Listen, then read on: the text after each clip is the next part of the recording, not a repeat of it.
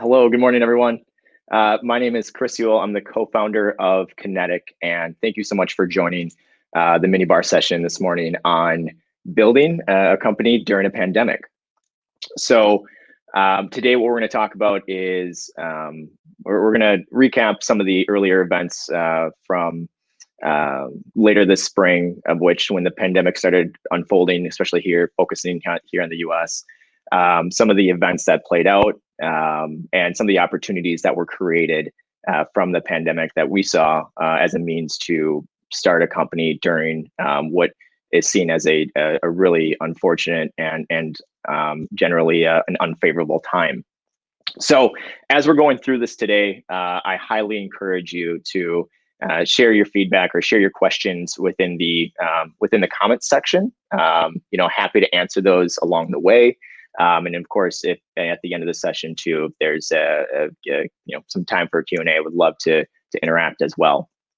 So I'm going to go ahead and share my screen. You should see what I am seeing. So let's go ahead and do that. And so we'll go ahead. We'll start off with revisiting that timeline that I was talking about. So back in March of 2020, the U.S. declared a national emergency. Over 140,000 total COVID cases were reported in the U.S. In April, we said stay-at-home orders go into effect. Of course, Governor Walz closed the schools statewide for the remainder of the year, and then we topped 1 million plus cases.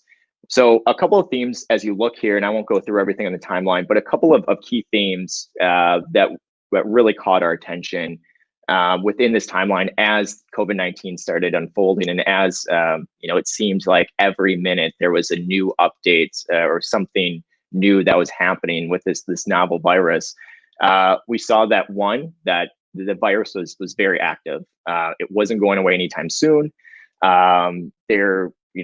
To this day, right, there's still no vaccine as far as a remedy for the virus. And scientists are saying it's going to be the end of 2021, even early 2022. So with the virus, of course, things like schools, restaurants, and events, right? The big reason why Minibar is virtual this year is because of large gatherings and social distancing to be safe and avoid the potential spreading and being a super spreader. So that was one of the things. We have this virus that's highly contagious that is preventing us from being in large gatherings. We also see as a second theme here is that unemployment rates are in record numbers. In May, we see that 14.7 unemployment rate was the largest unemployment rate month over month in the history. So there's a big transition taking place here of people either being furloughed and looking for new employment or being entirely laid off. They are in this transition where they could also be underemployed, where they're not, maybe they have reduction of hours or reduced hours, and they're now looking for something else to help supplement that income. So looking for additional opportunities. So right there, it tells us that we can't go into large gatherings. We need to be networking. And with this transition period of looking for something new and looking for that next thing, we need to have a way for people to actively and effectively network and communicate with one another. And a lot of times that happens outside of our existing networks. And so how do we get really good at matching people, matching professionals based on needs and based on interest and goals, whether you're looking for a job, whether you're looking for feedback as a co-founder or an early stage concept that you may have. But how do we get better at building a place where people can have their aligned goals with others, and they can help one another and have a really reciprocative platform in which that can happen? And so from this, back in May of this year, we decided to put up just a simple landing page to see, are there people out there that actually would want to participate in something like this? And the common question that we got in the early days, as I say, being all 7 months into this, but a common question that we get is, why can't LinkedIn do this? If what you're proposing is essentially a way to match professionals over video. Well, why can't LinkedIn just add a video component and be able to do it, being that it's the internet's largest professional network? Now that's true, right? So that's that, you know, if LinkedIn added video, you know, they might be able to do it. However, if you dig a little bit deeper and you look at how LinkedIn is actually built, as far as the different features and the different components of the social media platform that it is, it really replicates all the other social platforms, but just really targeted towards professionals. So things like micro actions where you're scrolling, and there's a really key focus on keeping your screen time and keeping you on the app or on the website as long as possible. Things like likes and shares and short little comments and even auto-populated comments as well. A lot of those things are designed to just draw in your attention and just keep you distracted.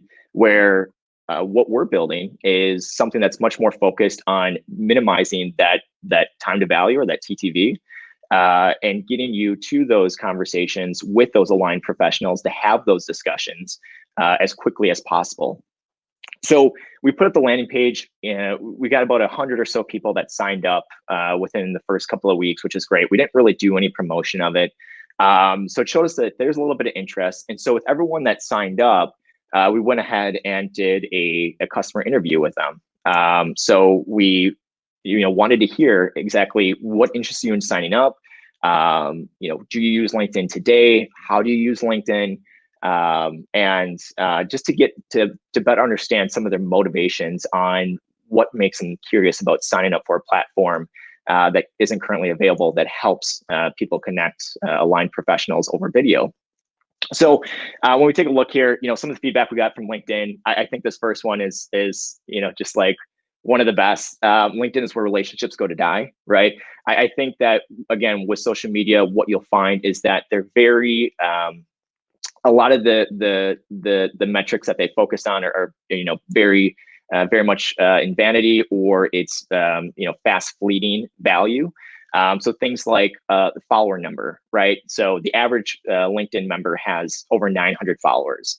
Well, if we know Dunbar's number, we know that we can only cognitively hold about 150 relationships stably at any given moment. And that includes family and friends and our coworkers. So this 900 number that the average person on LinkedIn holds or has, it just goes to show that those relationships are surface level. We're very much connecting. We're very much connected, but we're not necessarily connecting outside of a like or that share. Digital Rolodex. Again, I maybe know a quarter of my connections, and most of the new people reaching out to me are spam. It's spam. They're just asking for me to try out the product. I don't even know them, never met them before, and yet they're asking me to buy this product. So on the right-hand side here, from additional research that we did, what interests you in joining? So a fun fact, before, we were called Kinetic, we were called Cling for a short moment there. So that was fun. We've already done a rebrand before we've even launched publicly. But 90% of people said, hey, I'm looking for a place to network with professionals in my industry. And then, did you work remote prior to COVID-19? I think this is really telling as well. Over half the people that signed up, right, did work remote. And so there's this need of, they use video, they're working remote, they're away from their coworkers, or they're away from kind of the outside world. They're in that transition phase. And now they have to, again, figure out the new norm. What's that next step that they're going to take in their professional career? Who can they meet that's in their industry that can help them out, to provide that feedback, to provide that advice, and really get to the heart of it. I think real quick, what we're doing here is we're taking away from the noise. So if you want to take a look at this and imagine this as walking into a networking event, right? And you see a sea of people. There may be a handful of people that you really, really would want to meet, that would also want to meet you, that you would greatly benefit from having a conversation with, that you have aligned goals with. Same thing with a social media platform. Same thing with a virtual networking platform. And that's exactly why Kinetic is powering the virtual networking for the Minibar event over the next 2 weeks, is because we want to help go from, okay, I'm here at this event with other people, and yeah, I can meet, I can try to meet everybody if I really wanted to, or how do we get really, really good at connecting and making those introductions to those aligned professionals that have those overlapping goals, so that we can make it a really rich experience for everyone involved. And so what we've been able to do to date, and where we see our best use cases, is right there at the bottom. Co-founders that are looking for other co-founders, whether it's to join the team or whether it's just to have this open conversation, this very safe conversation of some of the headaches and the trials and the tribulations and the successes and the things that they can't share with, they don't maybe not feel comfortable sharing with their team or with their investors or even with their board, but just to understand that there are other people going through something similar, almost as a co-founder support group, an early stage company support group. That we're at the early stages here, we're wearing a million different hats, and it can get overwhelming, and there can be a lot to do. And it's nice to have that place where, again, co-founders are finding that they can talk with others and get advice and feedback, and again, just get that type of support that they can't get otherwise. Industry peers to discuss best practices. So, we've really designed Kinetic so that for those that are in the tech space, that are really looking to sharpen their craft, that are looking to professionally benchmark with others, with their peers in the industry, that are looking for best tools, most recent news, share experiences of what's worked, what isn't working. This is where a lot of our members are getting quick value from. Job and freelance opportunities. So again, kind of talking about what we said at the forefront. I'm a co-founder. I'm looking to bring members on my team. Well, I am a software developer, or I am a early stage sales hire that I'm looking for a new job because I was recently furloughed or was recently laid off. And then also industry-specific investors to validated startups. So one of the big issues here in the Midwest is deal flow. So how do we allow and enable those companies, these early stage startups that are validated, they're tried and true, they just need the capital to make it to the next step or get through that next hurdle or get to that next milestone, and connect them with investors that are here in our backyard, that are aligned with those industries that can really help and really make that beneficial to be the support of that startup and get them the capital that they need to keep going and make it to that next round. So here's a timeline of how we went from landing page all the way to launching our site. Again, we initially started as Clink, and so we've updated that to Kinetic. So at first, our positioning was, hey, you can network at any time. Again, thinking about stay-at-home orders and social distancing and this big transition that we see with the high unemployment rates and people looking for that secondary job or that new job altogether. We really felt like, hey, we can be a place where people can network on their time and on their terms and get a lot of use out of it. So starting in April, we launched the landing page. We did our user interviews, and then we actually just started making email introductions as our alpha. We didn't build an MVP. We didn't take all this time to build a prototype. We just tested it by simply sending emails to those that have signed up, and us being the facilitator of those emails and saying, person A, I wanted to introduce you to person B who also signed up. We introduced you because of these overlapping interests. Feel free to pick a time and make sure to set up a time and connect and have a conversation off of these topics that you're both aligned with. So from that, we saw really good opt-in rates and completion rates as far as people that took the email and actually, again, took the time, they signed up, they followed up with the person that they were introduced to, coordinated that time, and had those conversations. Really interesting. What we found was that 100% of all of the introductions, even that we've made to date. So we've made over 160 introductions between early May of this past year to to as of yesterday morning, we've made over 160 different introductions. Every single one that has provided feedback and rated their experience, 100% has said, I want more introductions. So there's a serendipitous component that we're finding that even if the introduction, as this was especially true when we started making these email introductions, but even if the introduction isn't necessarily to the most aligned person, or maybe it just didn't go as well as it could have, or went as well as expectations were, there's a serendipitous component of the variable effect of but there's still other people out there that I want to meet, and this is a service that helps bring those introductions to me without me having to do any of the work. So we thought that was super interesting, the fact of, and we've made some pretty poor introductions at the forefront of this all, especially during email when we're still trying to figure out. I think one of the key learnings that we found is when we introduce professionals together, when it's peer-to-peer, that's going to be the most fruitful conversation that we can offer and that we can provide. If it's tiered, where someone that has a lot of experience, say 20 years of experience, to someone that's just coming out of school and just kind of figuring out what they want to do and trying to find that first-time job, if the expectations aren't set, that's going to be more of like a mentor conversation versus both parties trying to equally get new knowledge and new insights out of it, that can be a pretty dismal conversation. So with that being said, all the introductions that we make from our key learnings early on is peer-to-peer. So when you sign up, you'll actually see there's a little field that asks for industry experience, and it'll say 0 to 2, 3 to 10, 11 plus. And so all the introductions we make are peer-to-peer for that exact reason, to make sure it's both parties can get equal value out of the conversations. And again, they're going to get the best experience when they're chatting with a peer in that space. So our MVP was built and deployed. Fun fact, we built in a no-code tool. We built in Bubble. For those that are familiar with no-code tools, we have had a lot of success with it.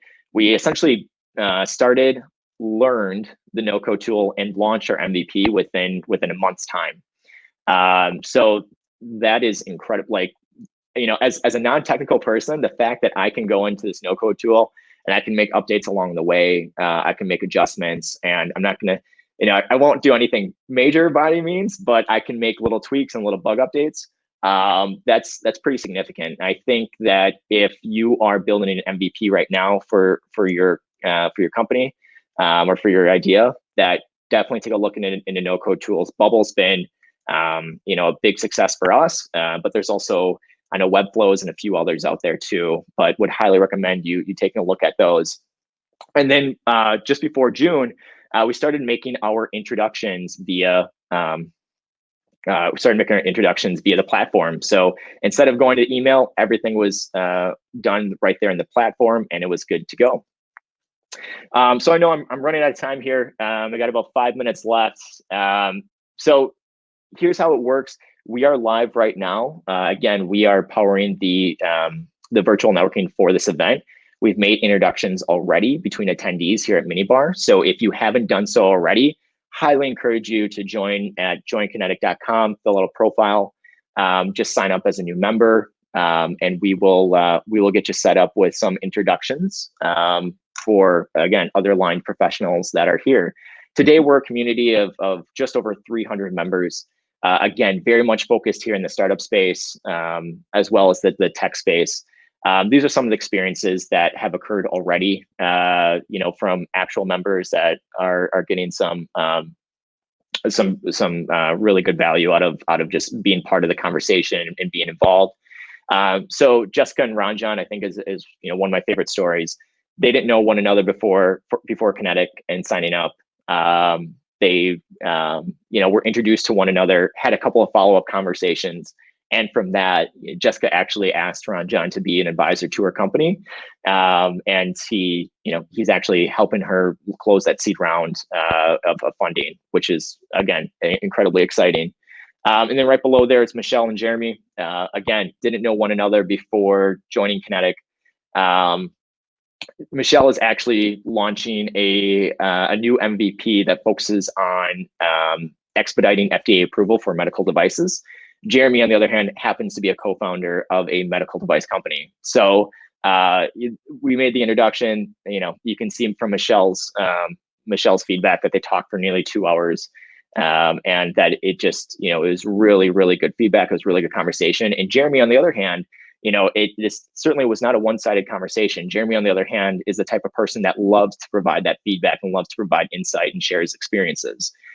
So it's, again, finding that deeper alignment. Then we're just at the same conference, but really getting into some of the more some of the deeper specifics on what you're looking for and what your goals are and what your interests are, so that we can make some really beneficial conversations. And then you see Eva and Brad on the side there too.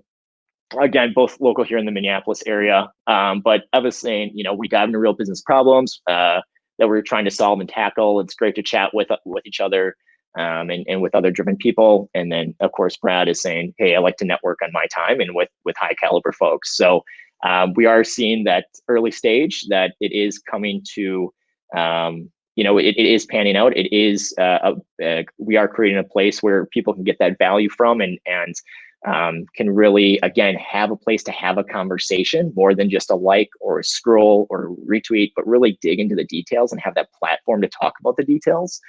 And with that being said, would highly encourage you, again, to get in on the conversation. So we're going to be making introductions for the rest of this week, all of next week. Again, we've already been making them. There's already been folks that have completed their, the first conversation. And so I highly encourage you to go check it out, sign up, and get that introduction. So first question, are you full-time in this? I am full-time in this. I've been working on startups for the past 10 years. Actually, the last startup I was with for six great years. We grew the company from a handful of us. I was the first sales hire to over 70 team members, and learned just a ton from the team and taking this into Kinetic. How big's the team? There's 2 of us. So it's a pretty small team. However, I think the no-code tool really helps us not necessarily need a technical co-founder. And I never thought that would even be an option, that the technical co-founder wouldn't, for being a tech company, right, wouldn't be a necessity. But it's certainly opening the door and making the case that if you know how to, again, building these no-code tools, you can alleviate a lot of that hurdle and even get to market, much faster than a traditional coding, than a traditional programming language. You mentioned LinkedIn spam as a problem, but how do you validate the potential connections actually are high quality? Absolutely. So everyone that signs up, we're an invite-only community. So because that this is a part of the greater event with Ministar, everyone's provided access to the platform. But for those that are not part of the platform, the 300 other plus folks, it's been by invite only. So it's the fact of that we can really help make sure that it's high quality by being able to meet everyone that comes in and understand what the goals are, what the motivations are. And it's not, we certainly don't want to be a place where people come on here and try to push their product or sell something. What we want to do is make sure that people are getting real value, again, finding it resourceful, and just being able to ask those questions and being able to be a support system to other folks. I tried to sign up and stop because you asked for so much personal information. There isn't a question, but I've got some critical feedback to share. Okay, good. No, absolutely. And I think I'm actually glad you brought that up. So why the information, right? I think that's really, really important. I think that we're finding that we need to do a better job communicating at the forefront. And that's something that we're working on right now, actually, is the details are incredibly important, because if you want good matches, if we want to make good introductions that are worthy of your time, and that you can really step back and get something from, the more details, the better. Now, we believe that there are some details that are weighted higher than others, where we can make matches on, say, like a light sign up, like on a light sign up onboarding process, that could match you a little bit more randomly. But again, everyone's time is valuable. We want to make sure that you have a good experience from the forefront. And so we do ask for a couple of those extra details so that, again, we can have that certainty and that assurance that when we make those introductions between you and that other professional, that it's going to be beneficial and that you're both going to get something from it. What no code tool do you use? Yeah, we're using Bubble. So Bubble.io. We're actually going to be doing a feature with them when we do our public launch coming up in November. So they've been incredibly supportive, great support team. We actually had like an onboarding glitch, just before the email went out on Friday, that, I even went up to one of the executives that was helping us out and pushed our support ticket along, because they know that, hey, if anyone has a bad experience on our platform, which is a no-code tool that's powered by them, that they're gonna have a bad sentiment or a bad taste in their mouth about no-code tools in particular. So I think in general, what I've found, or what we found, is that Bubble has been just really, really supportive, and have been extremely resourceful in making sure that we've been able to do this without a hitch. So cool. If there are no other questions, again, please feel free to sign up at joinconnect.com. Give us a try. My information's down there at the bottom as well. So if you have any questions, if anything comes up, you just want to reach out, please feel free to do so. And thank you so much to the Ministar team. Really, really enjoyed it. And I hope everyone has a great rest of their Minibar experience.